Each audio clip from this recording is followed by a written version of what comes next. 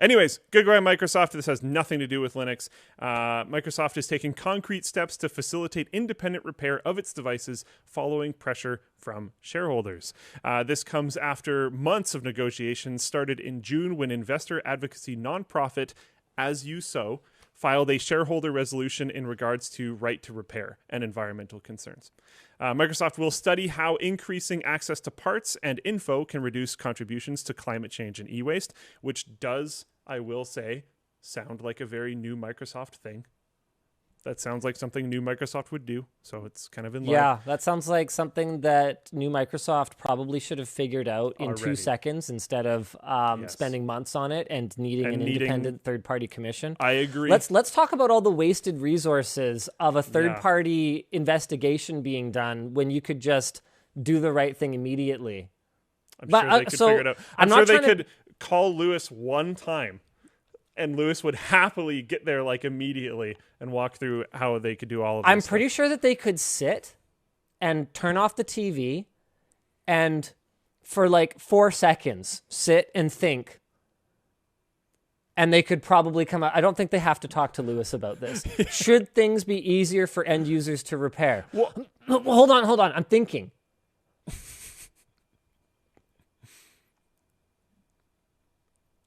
Yes. Yeah. I did it. I guess I was giving them too much credit. I got there. Reading this line in particular, we'll study how increasing access to parts and info can reduce contributions to climate change and e-waste. Yeah, like just get over it. It will do that. Thanks. Remember, this is the start same. Increasing the info. And this is the same company for whom an iFixit repairability score of 2 is considered a win.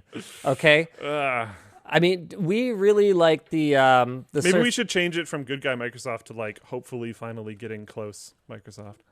It's amazing to me. And I mean, this is one of those funny things because maybe, again, I'm just being a right to repair elitist, assuming that other people have put the kind of thought into this that I have. And maybe it just isn't obvious to other people. This is not the same. Because this is a company that's probably got, pound for pound, more genius level intellects on staff than almost any organization on earth other than, like Mensa, right? Like we're talking about, you have to be a genius to be a member of Mensa, don't you?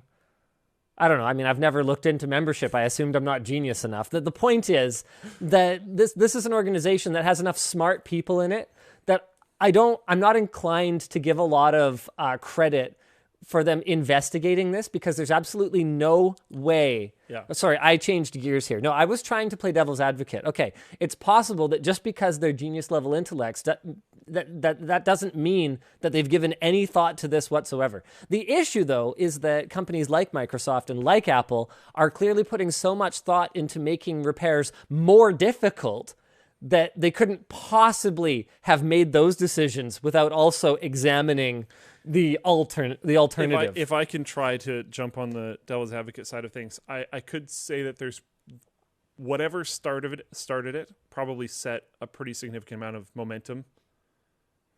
And it's been difficult to kind of gear change, and there's been no real kick to actually start that gear change. And then lately, there's been much more of a kick. Well, let's hope we can keep some momentum here. I'm hoping that's it.